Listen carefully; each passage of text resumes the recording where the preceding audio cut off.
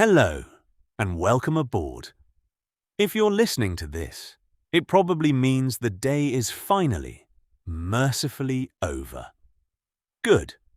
That's exactly where we want you. I'm your conductor for tonight. Think of me as the person who checks your ticket, tucks a blanket around your shoulders, and then quietly disappears once you've stopped needing me. Which, if I do my job right, should be fairly soon.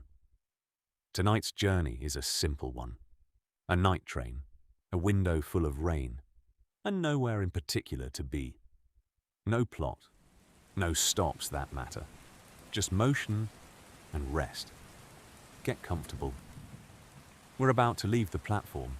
The platform is nearly empty at this hour. A single lamp glows above the ticket booth, its light soft and a little tired, as if it too has been awake far too long. Rain falls in a fine, unhurried mist. Not the kind that soaks you, just the kind that settles on your coat like a memory of weather rather than weather itself. You step up into the carriage, and the door closes behind you with a heavy, satisfied thud, the sound of something settling into place. Inside, the train is warm. Warmer than the platform, warmer than the evening air. Warm in that particular way that only old upholstery and low lighting can achieve. The seats are a deep green, a little worn at the armrest, the kind of worn that comes from years of other tired travellers resting their hands in exactly the same place you're resting yours now. You find your seat by the window, table seat, 4 across, though tonight you have it to yourself. You set down what little you're carrying, perhaps a bag, perhaps just your thoughts, and you let yourself sink into the cushion. There's a low hum beneath everything. The engines somewhere far ahead, breathing steadily, patiently, the way something breathes when it has a long way to go and no reason to rush. A soft chime sounds. Then, quieter than you'd expect, the doors seal shut with a pneumatic sigh, and the platform begins to slide backward outside your window. You're moving. There's a small, satisfying weightlessness to it, that first moment of departure, the sense of a place letting go of you, gently, without protest, and the sense of you letting go right back. At first, there's still the station to look at, the last few lit windows of the town, a car waiting patiently at a level crossing, its headlights 2 soft yellow smudges in the mist. Then those fall away too, and there is only the dark, and the rain threading sideways across the glass, catching the carriage light in tiny beads that tremble and slide and disappear. The rhythm starts to settle into you before you even notice it happening. A steady 4-count clatter beneath the floor, the wheels finding the seams in the track over and over, patient and even, like something rocking a cradle very slowly, very deliberately, with no interest in stopping. You rest your head against the window. The glass is cool against your temple, a small, pleasant contrast to the warmth of the carriage air. Somewhere behind you, faintly, a luggage rack creaks with the sway of the train. It's not an alarming sound. It's a settling sound. The sound of a large, patient machine finding its stride. The lights outside grow sparser. Street lamps give way to farmhouse windows, then to nothing at all but the occasional glow of a barn light or a lone porch bulb, far off across a dark field, blinking past like a slow firefly. You watch it all go by without really watching. Your eyes have that soft, unfocused quality now, the kind where the window becomes less a thing you look through and more a thing you simply let happen in front of you. The wheels have found a rhythm now that feels almost like language. Not words exactly, but something with the same shape as words. A low, repeating phrase spoken over and over into the dark. You don't try to translate it. You just let it repeat. Let it wash past you, the way water washes over stones, smoothing whatever edges the day left behind. Somewhere back at the station, a guard's lantern would still be swinging gently on its hook, marking the last of the platform. Though you're far past seeing it now. Just one more small light left behind among all the others, doing its quiet job long after you've gone. You find yourself thinking, without much urgency, of all the small lights like that one scattered across the whole dark country tonight. Porch lamps, platform lanterns, the single bulb over someone's back door, each one doing its own small, patient job, asking nothing, needing nothing, simply staying lit for as long as it's needed to. A thin mist of condensation has started to gather at the corners of the window, drawn there by the warmth of the carriage meeting the cold glass beyond. You could wipe it away if you wanted to. You don't. It softens the edges of everything outside, turns each far-off light into a small, blurred halo, and somehow that suits the mood better than clarity ever could. Your own reflection sits faintly over the landscape now, translucent, half you and half whatever's rolling past behind it. A tired face laid gently over a sleeping world, neither one quite solid, both perfectly content to blur together for a while. The train begins its climb into higher ground, and you can feel it in the pull of the seat beneath you. A gentle lean, nothing dramatic, just the landscape rising to meet you as you rise to meet it. Pine trees appear at the edge of your vision, tall and black against a sky that's a shade less black, holding on to the last, faintest memory of dusk. The forest thickens. The rain eases. For a while there's only the trees, sliding past in their slow procession, branches occasionally catching the carriage light and throwing it back in flickers of silver green before falling into darkness again. It's the kind of dark that isn't frightening. It's the dark of a place that has simply gone to sleep before you have. A forest with its eyes closed, breathing slowly, entirely unbothered by the train passing through it. Somewhere ahead, a horn sounds once, low and long, more a formality than a warning. There's nothing out here to warn. Just trees and track, and the small golden window of your carriage moving quietly through all of it. You shift slightly in your seat, pulling your legs up, tucking your coat a little tighter around you. The heating vent beneath the table breathes a thin ribbon of warm air across your ankles. It's a small thing, but it's exactly the right amount of comfort. Enough to notice, not enough to think about. Above you, faintly, you can hear the rain finding the roof of the carriage. A soft, irregular patter, different from the rhythm of the wheels below.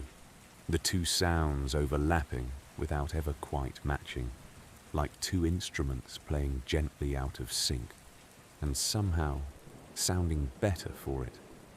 After a while, the trees thin, and the land opens up into something wider. A valley, you think, though it's hard to say for certain in the dark. What you can see are the lights, scattered across the black like something spilled and left to settle.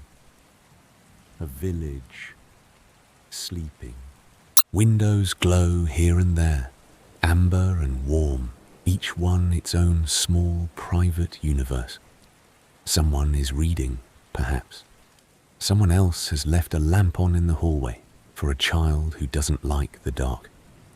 A dog, somewhere below, might be curled at the foot of a bed, one ear twitching at the far-off sound of your train.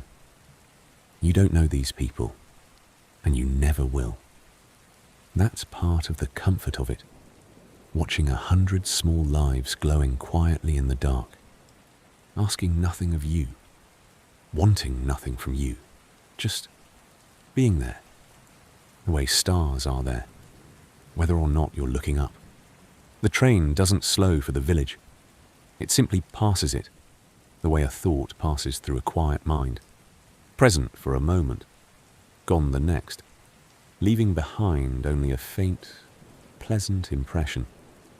A church spire catches the moonlight for just a second before slipping back into shadow. A row of parked bicycles leans against a wall, dusted faintly with rain. And then the village, too, falls behind you, and the dark closes back in, soft as a curtain drawn. Somewhere out past the fields, an owl calls once, low, round, unhurried, exactly the kind of sound that belongs to hours like this one. It isn't answered, and it doesn't seem to expect to be. It's simply part of the night's small, ongoing conversation with itself, the same conversation that includes the rain and the wheels and the occasional distant creak of a gate swinging on a fence somewhere in the dark.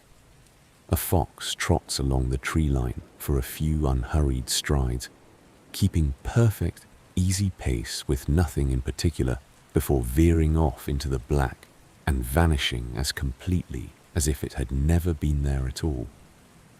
You don't know if you really saw it or only thought you did. It doesn't matter. Out here, in this light, in this hour, the line between the two stops mattering the way it might during the day. The night, out here, keeps its own kind of company. Quiet, unhurried, entirely unconcerned with whether anyone is watching. Further down the carriage, you notice you're not entirely alone tonight after all. Across the aisle and a few rows back, another passenger has fallen asleep against the window, a scarf bunched up as a pillow, breathing slow and even, undisturbed by the sway of the train. You don't know where they're headed either. It doesn't matter. There's something quietly companionable about two strangers sleeping, or nearly sleeping, in the same warm carriage, moving through the same dark night, asking nothing of each other. A second cluster of lights drifts by outside not long after, smaller than the last village, just a handful of houses gathered around a crossroads. One window lit upstairs, a washing line strung between two poles, empty and swaying faintly in the wind. A cat, perhaps, watches from a windowsill as the train's lights slide across the front of the house and then away again, gone as quickly as it came. The train doesn't pause to consider any of it. It simply notices the way you're noticing and moves on. Once, far off on a parallel track, another train passes going the opposite way. Just a blur of light and sound, gone in under 2 seconds. Its windows a quick flicker of gold streaking past yours, too fast to make out any of the faces that might be behind them. The whoosh of it rattles your window gently in its frame, and then it's gone, swallowed by the dark behind you as completely as if it had never existed. You wonder, just for a second, whether anyone on it was doing exactly what you're doing right now, watching the dark, waiting for sleep, riding a night train toward nowhere in particular. Then the thought drifts off, the way thoughts do out here, and the window settles back into stillness. Somewhere down the carriage, you hear the quiet rattle of a trolley, wheels bumping gently over the gaps between cars. A moment later, a conductor appears at the end of the aisle, an older man, unhurried, his uniform a little rumpled in the comfortable way of someone near the end of a long, familiar shift. "Evening," he says. Not really a question, more an acknowledgement that the two of you are sharing this quiet part of the night. "Tea. Only thing left on the trolley that's still hot." You nod, and he pours it without asking how. He seems to know somehow exactly how strong you'd like it, exactly how much room to leave for milk. The cup is warm in your hands before you've even taken a sip. Steam curls up from it, catching the low light, drifting sideways with the gentle sway of the carriage. The trolley itself is a small, rattling museum of a thing. A dented urn, a stack of mismatched cups, a tin of biscuits that looks older than either of you. It's clearly seen 1,000 nights like this one, and it wears that history well, comfortable in its role the way old, useful objects always are. The conductor pours himself a cup too, out of habit more than thirst, and leans against the seat back while it cools. "Long way to go yet," he says, settling briefly into the seat across from you. Not because he has to, but because there's no one else awake to talk to. And somehow it's nice, just for a moment, to sit with someone else who's also up too late and doesn't mind it.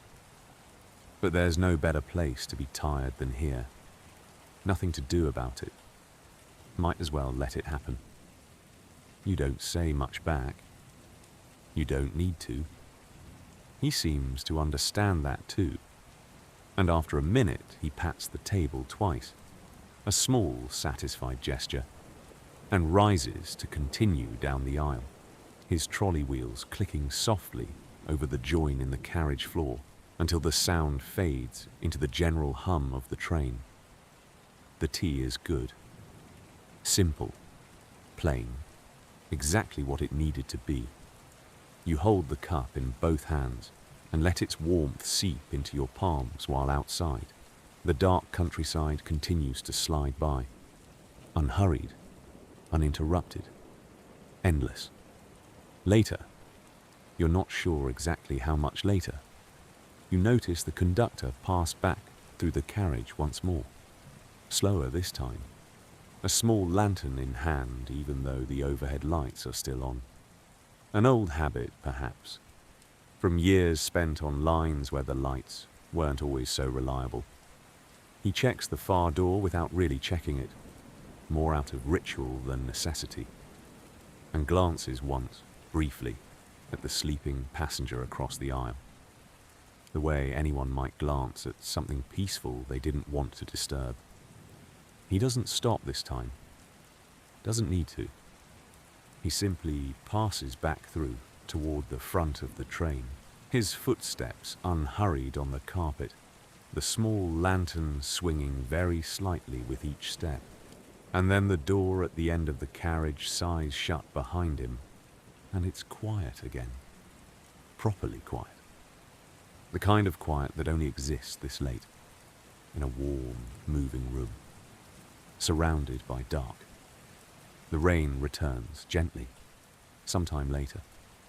You're not sure exactly when it started again, only that at some point you noticed the window had gone soft and streaked once more, each drop catching the carriage light and holding it briefly before losing it to gravity.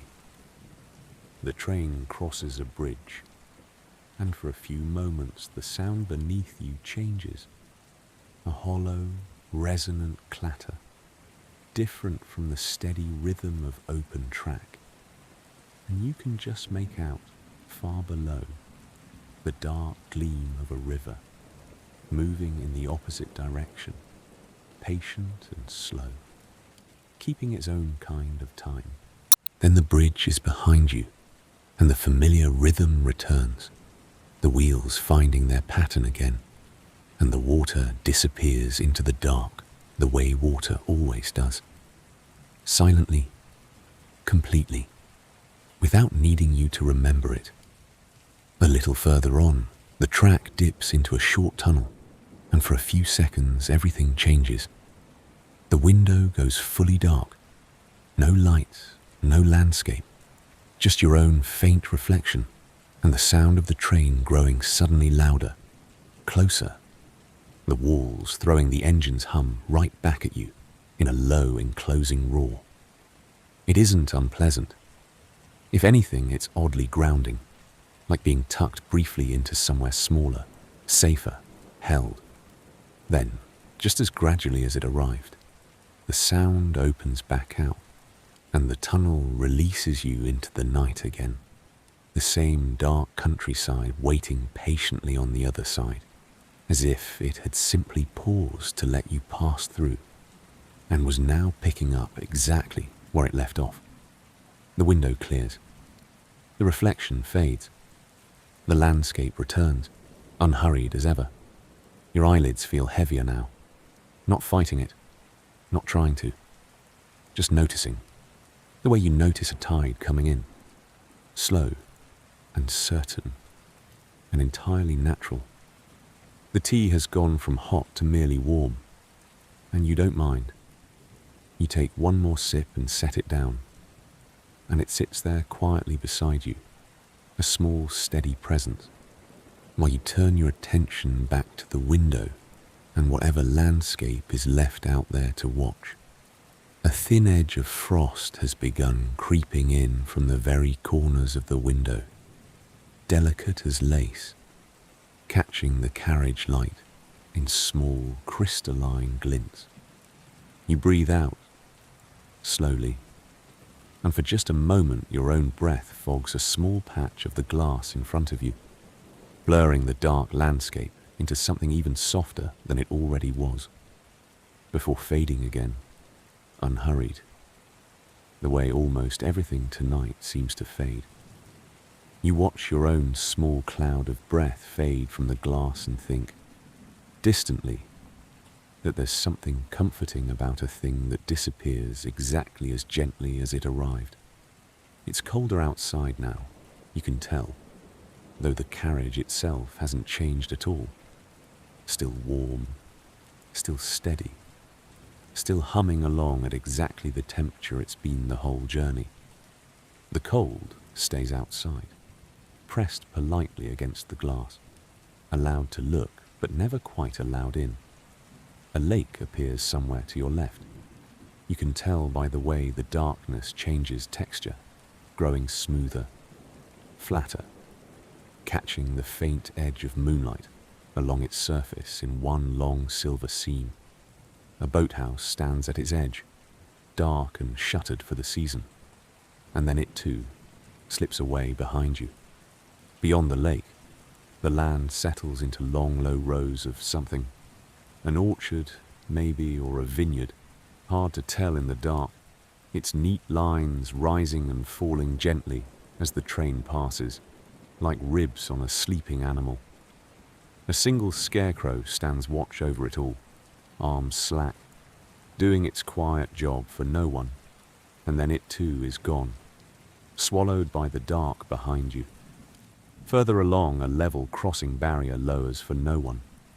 No cars waiting, no lights but the slow amber blink of the signal, out here in the middle of nowhere, doing its small, patient job for an audience of one train, and whatever creatures might be watching from the hedgerows. You watch it pass with a strange, quiet satisfaction. There's something comforting about systems that keep working even when no one's there to see them. The signal blinks. The barrier lifts again once you've passed. Nothing about it needed you to notice, and yet you did. And somehow, that felt like enough. The carriage has grown quieter. Whatever few other passengers might be aboard have gone still somewhere behind you. No voices now, just the train's steady breath, and once, the soft sound of a page turning. And then even that stops. Further along, the land dips toward a slow, wide river, and for a stretch you can see it running alongside the track, dark and unbothered, carrying some quiet cargo of its own towards some place of its own. A single barge sits moored for the night against a stone quay, its cabin light glowing a soft, steady orange. No one visible on deck, just that one small window keeping watch over the water. An old windmill stands further back from the bank, its sails long since stilled for the night, a black cross against the clearing sky, patient in the way only very old, very useful things can be. It has seen 1,000 trains pass this same stretch of track, and it will see 1,000 more. And tonight, it simply watches this one go by, the way it watches everything go by, without needing to keep count. You let your head rest fully against the window now. The glass has cooled further, and the vibration of the train travels gently up through it into your skull. Not unpleasant, more like the low, patient hum of something enormous. Breathing. Outside, the hills have grown taller, rounder, their outlines just visible against a sky that's beginning to clear in patches, scattered stars appearing here and there, between drifting clouds, faint and cold and very far away. For a stretch, the clouds part almost completely, and the stars multiply the way they only seem to out here, far from any city glow. Hundreds of them, then more, scattered carelessly across a sky that suddenly feels much larger than the carriage, much larger than the night itself. You don't try to find shapes in them. You just let them be there, quiet and countless, keeping their own kind of watch over the train as it moves beneath them. You think distantly that you should probably sit up straighter. You don't. Far off, right at the edge of what you can see, the shapes of distant peaks rise against the sky, their upper slopes catching just enough moonlight to glow a pale, ghostly white. The first snow of the season, maybe, or simply frost thick enough to matter. They don't feel close. They don't need to. They're just there, holding their quiet, permanent watch over everything smaller and warmer, moving through the valley below, including, for tonight, you. Whatever weather is happening up there, whatever wind moves across those slopes right now, has absolutely nothing to do with the warm, steady carriage carrying you onward. And there's something quietly reassuring in that distance. Somewhere high on the hillside, a single window glows. A farmhouse, maybe, or a small mountain hut, its light steady and unhurried, keeping its own quiet vigil over the valley below. You wonder, briefly and without any real urgency, who might be awake up there at this hour. And then you let the thought go, the way you've let so many others go tonight, drifting off into the dark behind you without needing an answer. The tea sits cooling. The rain has softened to something more like mist again. And somewhere ahead, though you can't yet see it, the train continues on toward wherever it's going, in no hurry at all, carrying you gently along with it. You may notice, if you're paying any attention at all by now, that your own breathing has slowed to something close to the rhythm of the wheels beneath you, in and out, matching the gentle four-count clatter almost without meaning to, the way a body settles into whatever steady rhythm is nearest and kindest. There's no need to change it. There's no need to do anything at all, actually, except keep sitting here, keep being carried, keep letting the miles do what miles do best out here in the dark, pass quietly and ask nothing of you in return. If your eyes have started to feel heavy already, that's exactly right. That's exactly what this train is for. For a while there is only this, The rhythm of the wheels, the low, warm light of the carriage, the last of the tea going cold beside you, and the dark, quiet world sliding past the glass, mile after unremarkable, comforting mile. You don't need to hold on to any of it. You can let each village, each field, each stretch of black forest pass by and simply let it go, the way you're letting go of the day behind you, a little more with every passing minute. The train doesn't ask anything of you. It only asks that you stay seated, stay warm, and let yourself be carried. So you do. Sometime later, the train slows for a small, unstaffed halt, no more than a single short platform and a shelter with a bench, unlit except for one weak lamp above the timetable board. No one gets off. But an elderly couple boards, unhurried, one steadying the other on the step up, both of them dressed for the cold in scarves and matching grey coats, carrying nothing but a single small case between them.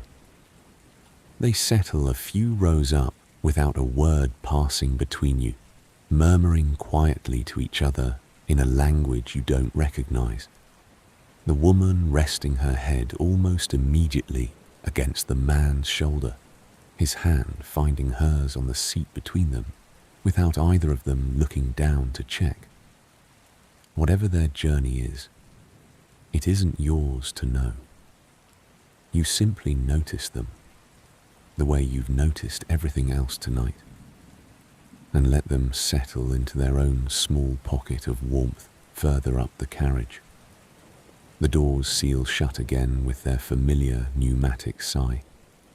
The little unstaffed platform slides back into the dark, its one weak lamp shrinking to a pinprick, then to nothing, and the train picks its rhythm back up as though it had never paused at all. Somewhere past the 30-minute mark of this quiet journey, though you've long since stopped counting, you notice the rhythm beneath you begin, very gradually, to change. It's subtle at first, barely there, a slight easing. The wheels, which have kept their steady 4-count clatter this whole time, start to slow. Not suddenly, not with any jolt, just less urgency in the sound, like a heartbeat settling after exercise, like breath after a long day, finally slowing down. You feel it more than you hear it.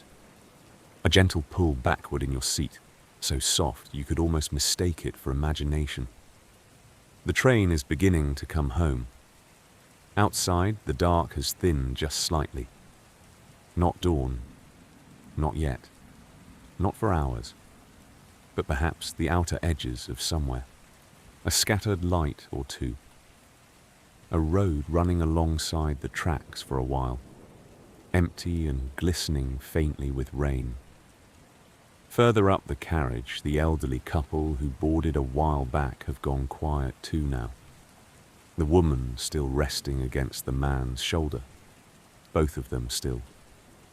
Both of them, it seems, already somewhere else entirely. Whatever conversation they were having settled into silence a long while ago, the way most things on this train eventually do. Their small case sits untouched on the rack above them, and neither of them seems in any hurry to reach for it. You don't need to know where you're arriving. That's not really the point of tonight. The tea beside you has gone fully cold now, and you leave it be. Some things don't need finishing. Your body has settled deep into the seat, coat still pulled close, the warm vent still breathing quietly across your ankles. Your eyes are heavy in that pleasant, unfussy way, not fighting it anymore. The overhead light in the carriage, was it ever very bright? Seems dimmer now. Perhaps someone has turned it down. Perhaps it's simply that your eyes have adjusted to needing so much less. Across the aisle, your fellow passenger hasn't stirred.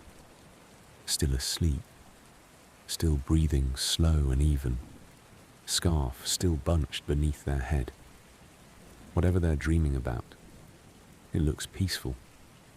You find yourself hoping, in a vague, half-formed way, that wherever they're headed lets them sleep a little longer yet. The wheels slow further. Clack, clack, clack. Longer gaps between each sound now. Longer, softer. Somewhere far up ahead, the horn sounds once more. Low, unhurried, more a sigh than a signal.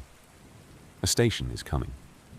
You can feel it in the way the train leans, ever so slightly, into a long, slow curve, the kind that only happens when a journey is drawing toward its rest. You don't have to get off. You don't have to do anything at all. This is simply the part where everything slows down together. The train, the rain, your breathing, all of it settling into the same unhurried rhythm, like three tired travelers finally agreeing it's time to stop. The lights outside grow a little clearer, a little closer. Not sharp, just present. A platform lamp. Another. A sign you can't quite read and don't need to. Your shoulders have dropped. Your hands have gone still in your lap. The cold cup of tea catches one last edge of lamplight before the carriage dims further. A small, steady point of warmth. That was. And you find you don't mind letting that go either. Even your thoughts, whatever few are still drifting through, have slowed to something more like weather than words. Soft, passing, not worth holding on to. The train eases further. The clatter beneath you now so gentle it's almost just a memory of motion. A low hush of brakes, far away, barely audible. The window has fogged slightly at the edges, your breath and the night air meeting quietly on the glass. Outside, everything has gone soft and blurred and gold, station lights smeared by rain into long, gentle streaks, like something painted rather than seen. Somewhere close by, a platform announcement begins, but it's too far off and too soft to make out any words. Just a low, rounded murmur, more melody than message, fading almost as soon as it starts. It doesn't matter what it said. Nothing tonight needs to be understood, only felt, only let go of, only allowed to pass. You are almost still now. Almost. The train barely moves at all, a slow glide, the last of its momentum unwinding, gently, the way the last of the day is unwinding in you. Whatever happens after this doesn't need your attention. You can let your eyes close, if they haven't already. You can let the sound of the rain and the last faint hum of the engine be the only things left. There is nowhere else you need to be. There is nothing else you need to do. The train has nearly stopped now.